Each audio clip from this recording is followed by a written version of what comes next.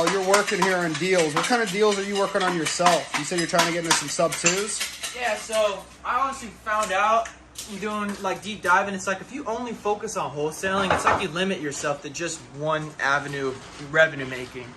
And I was like, well, shoot, what's a way that can basically kill two birds with one stone? And quite frankly, me personally, I'm going to focus on the sub-2 method. Now with the sub-2 method, not every sub-2 would be ideal for me to keep, but it's like gold to a lot of other investors. So if I just focus on that and I come across one that I don't like, what do? Wholesale it. So right now I've just been looking, finding some deals. If I actually found one, I got to talk to the realtor. And yeah, find people with low equity that have their property on the market that they recently purchased within the past, I'd say 18 months. And then from there, you know, a lot of people, they'll put it on the market because that's the only way that they think that they'll make money or get out of the property. But you think of some creative ways to finance it, or you think of some creative ways to help them out, they'll, you know, sub-2, it really helps them out. So what is sub-2? So sub-2, from what I know now, I'm still learning, but it's essentially when you assume their mortgage. You take over their payments.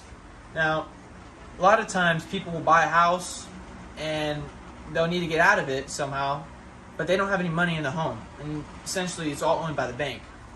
Well, if they're going to sell a property, a lot of times they won't even make money on it when they put it on the market and sell it. They'll actually lose money because of all the hidden costs of putting it on the market. You got closing costs, title company, realtor fees, all this stuff that a lot of people, you don't think about it till the last minute. And then all your margins go away. So we ask them, hey, why don't we just take over your mortgage? We'll pay you to get out. We'll cover closing costs and send you on your way. You need $3,500 for moving?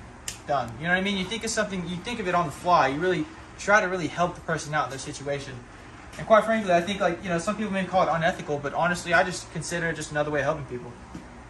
So how are you finding these houses with low equity? These people who are honestly, stressed? You can find it free or you can pay money. It all depends on what your strategy and what you basically, like, how much you know, you're willing to put in.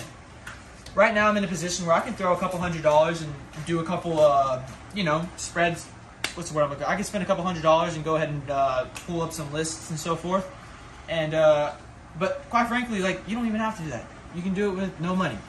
And all you have to do is just find houses. You can go on PropStream, PropWire, Bash Leads, figure out what their equity and what their equity stake is. I personally like houses with 0, negative to 5%, because that's what they're really motivated, especially if it's on the market.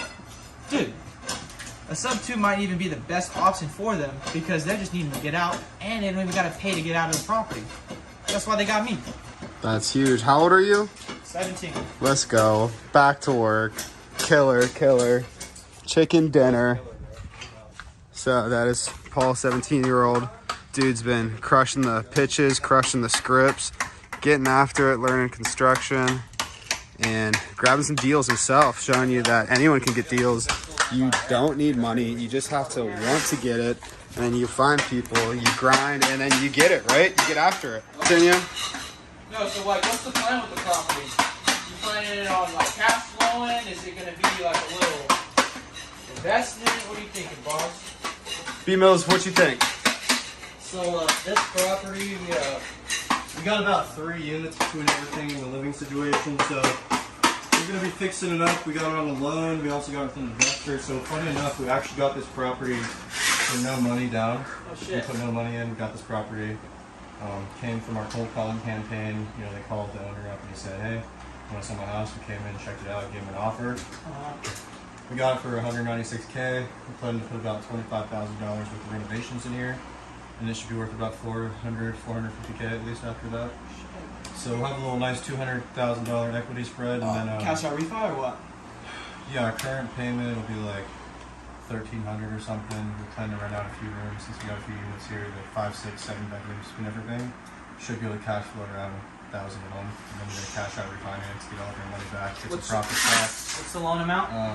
What's the payment? What's the mortgage? Got our loan amount for about $175,000, payment for about $1,400 a month.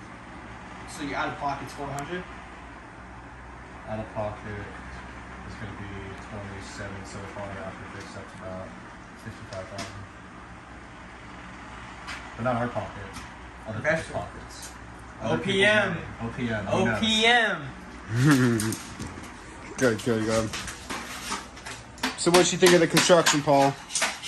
Gonna take the floors out and do a little flooring? Oh yeah. I know you want to put laminate in here? I got you, bro. Oh shit! Him and Mike, bro. Giro have been doing floors. Yeah. Yeah, I was thinking maybe some LVT down See here. that right there? We're gonna buy more of that. We're gonna use that. Right there. Snap and tap. Waterproof. Snap and tap, man. Fuck yeah, boys. Little laminate paint. Hell yeah. Little drywall. Little value add, never hurt nobody. Yep.